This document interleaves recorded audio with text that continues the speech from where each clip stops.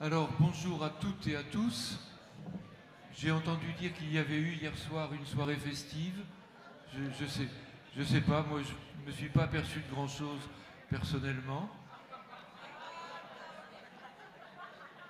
Il se pourrait donc que plusieurs d'entre vous, moi je suis exempt, que plusieurs d'entre vous s'endorment un peu. Allez, on va ouvrir cette journée en prenant connaissance d'une nouvelle prise de position du CNAEMO, et c'est Marie Romain qui la partage avec nous.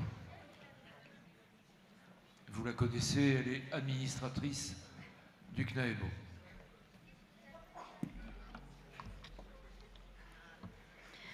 Pensez les repères, pensez les frontières. Je vous laisse interpréter ou imaginer ou lire la manière dont on peut lire le verbe. C'est de l'enfant, l'infans, celui qui ne parle pas, que nous parlons dans nos pratiques, que nous nommons, en tant que professionnels, comme un enfant relevant du champ du handicap, comme étant en danger, voire des deux. Ce sont nos constructions sociales, nos regards normatifs et leurs effets stigmatisants qui souvent les invalident, les assignent à des dispositifs prévus et pensés pour les aider, les soutenir et les accompagner vers une supposée autonomie heureuse. Nous avons ainsi pris la responsabilité de développer des prises en charge distinctes selon les problématiques repérées. C'est aujourd'hui au nom de cette responsabilité que nous nous devons d'entendre ce que cet enfant a à nous dire, de lui, de sa vie, de ce qu'il est dans sa vulnérabilité. Cette vulnérabilité devient une double vulnérabilité au regard de la distinction que nous, les professionnels, institutionnels et politiques, avons tracée dans l'accompagnement du handicap et de l'enfance en danger. Se dessine une troisième vulnérabilité, la frontière tracée entre les pays qui sont traversés par ces enfants et leurs familles.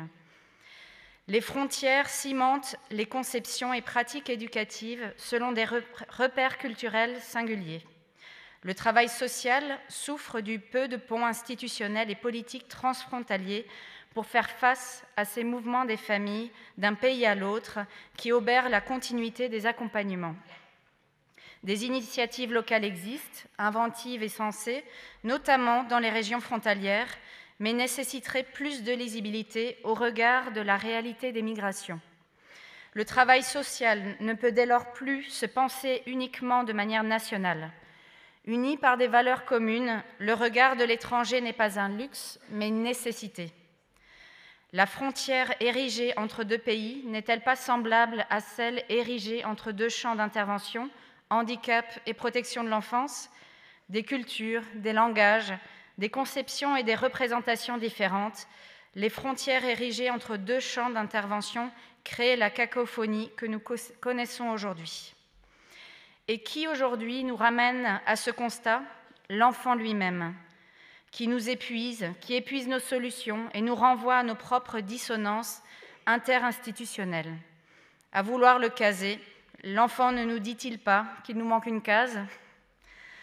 Le CNAEMO représente les professionnels de milieu ouvert qui, soucieux d'une véritable accessibilité relationnelle, accompagnent les enfants dans leur milieu familial, côtoient le quotidien de ces familles qui laissent à l'entrée de leur domicile les dispositifs pour composer avec l'enfant tel qu'il est.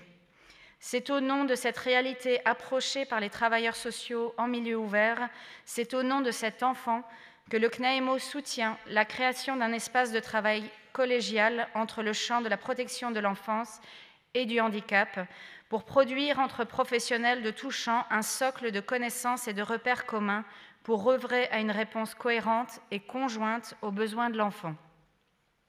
Décloisonner dans l'intérêt de l'enfant pour faire tomber les frontières qui opposent, appréhender les singularités en présence, ouvrir au maximum les normes aux multiples formes de vie dans une perspective inclusive, voilà ce à quoi le CNAEMO décide de s'atteler à l'issue de ces 41e assises du mouvement, avec l'humilité de rendre à l'enfant et sa famille une place de sujet agissant aux côtés des professionnels. Merci. Merci Marie. Merci.